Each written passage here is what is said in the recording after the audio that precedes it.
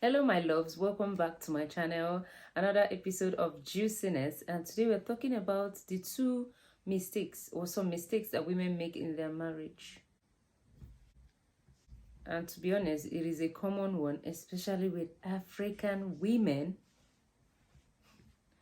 Especially with African women, we make a lot of mistake in our marriage. We treat our marriage like it's for procreation, just that we don't go ahead to feel like satisfying our husband or show our husband that we are satisfied with what they do. One of the mistakes that ladies make in their marriage with their husband during love making is mute, being silent. I don't see any reason why you're being silent when you're in the moment, when you're enjoying it, when you're supposed to express yourself and make him feel like he's doing something. And I know that a lot of people will come for me and be like, but if he's not doing it right, no need. But if that is a thing for you, if that is the common thing that you do, you need to stop it now. Let me tell you something. When you're having an intimate moment with your husband or your man, he is watching you and he wants to see your facial expression. He's watching your body as well. He wants to see your body expression. He wants to know when he's doing something wrong and when he's doing something right. It is a way of communicating during the moment. When you're having an intimate affair with your man and you keep mute, it makes him feel so confused. He doesn't even know if he's doing something right. He's in his head. What is racing is, are you sure I'm getting it? Should I go fast or slow? I don't know if I'm getting it. Is she even enjoying it?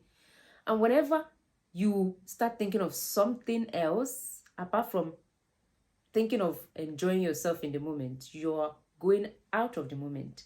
So you're taking the man away. You're making him be away from the moment, and other things are racing in his head. And what will happen? The end result is that you won't enjoy it. He will not enjoy it. You will not orgasm. He will not orgasm. He might release, but he might just force himself to just release just for the sake of, okay, yeah, let's get done with this. So you're not supposed to treat it like an affair of business. You're not supposed to treat it like an affair of just procreation. In as much as you might want to procreate, but make it an affair of pleasure, enjoyment. I yearn for you. I want you. So you need to speak up. You need to speak out. If you do not know how to do that, you have to go learn it. And one reason why people are always like this is shyness. I don't know how many times I will talk about this. You're married. You're not supposed to be shy. No matter how shy you are in real life, no matter how shy of a person you are, when it comes to an intimate affair with your husband, you're not supposed to be shy. Unleash the tigerness or tigress in you. Show him that you yearn for him. Show him that he's doing something right. So you need to moan. You need to gasp for air. You need to groan. You need to make some movements, like maybe grabbing the sheets, scratching his chest, dragging or holding tight his body. All those things are communication that you're making. You're trying to tell him, yes, right there. And then you can even open up your mouth and say, yes, right there. Keep going. Yes, I like it. You own me. Just say something. You can even tell him harder. When you're feeling pain, there's still a way to communicate.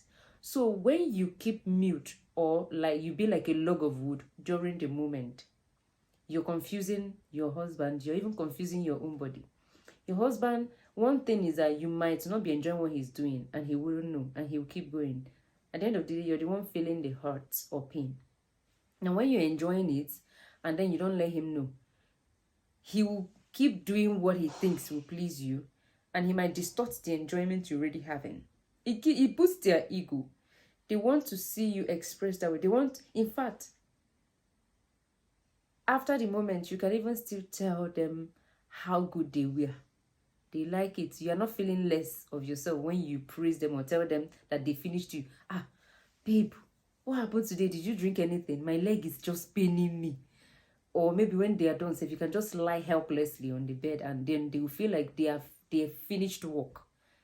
It boosts their confidence, boosts their ego. And I know that you will like their confidence to be up here. So one mistake you make as a married woman is that you keep mute, you are calm during the moment, during the act. It disrupts a lot of things. One of the main reasons why you're doing that is for the pleasure. And then you're taking away the pleasure out of it. So what else are you gaining from it? Apart from you're just doing it to procreate. But what happens is that when you're getting ready to procreate, you enjoy yourself in the act too. So try and start talking. If you don't know how to dirty talk, simple things like mentioning his name, simple things like groaning and moaning, simple things like, yes, right there, keep going, harder. It is that simple. The next mistake you make is no attempt at all to initiate sex. Now, let me ask you a question, or let me ask this question generally. Why is it that it is so easy for women to open up their mouth and ask their man for money? But you find it very difficult to open up your mouth and ask him for this sweet thing called sex.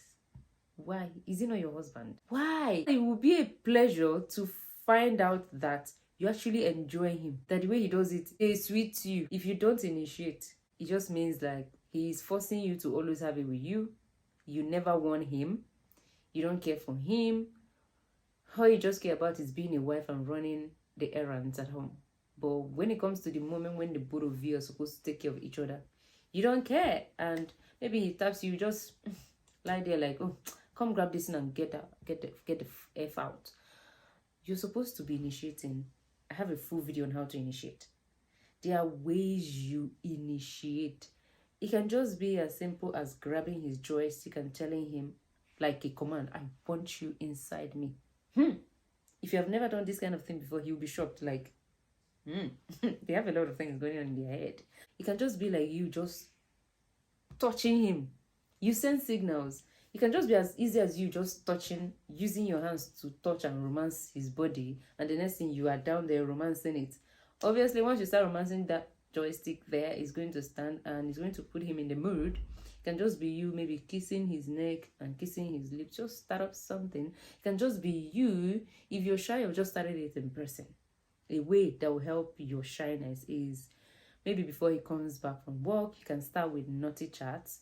You can go on Google and Google some and use them to keep him busy, so that when he will have it in his mind that it's like this woman wants something. So when he comes back, you can prepare a romantic dinner for him and make the environment suiting that will also put him more in the mood. There are ways you can initiate. So you're not supposed to be leaving the man to always be the one initiating. Like in a 21st century we are today, I know we feel like, okay, yes, man is the man. Man is supposed to be the one to ask for it. But they are not just the only ones that are looking for it. You also want it. You also like it.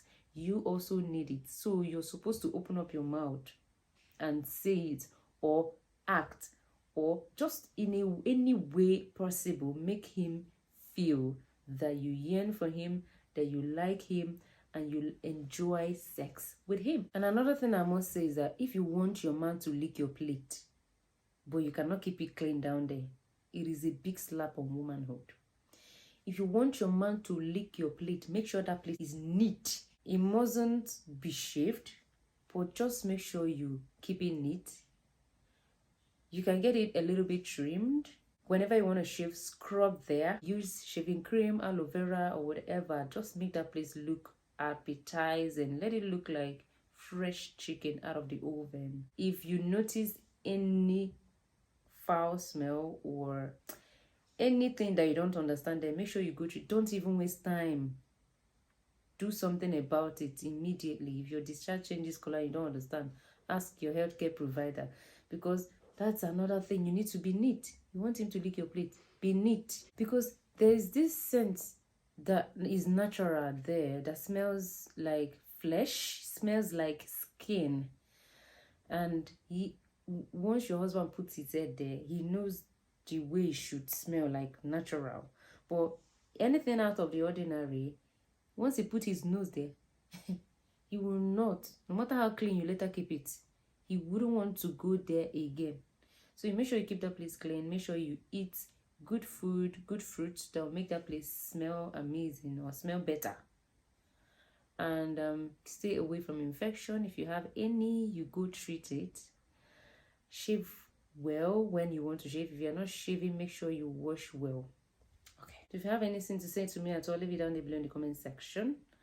I'm going to see you next time in my next video. Make sure you subscribe to my channel so that you get juicy content like this, because in this channel I teach you how to get better in bed. See you. Bye.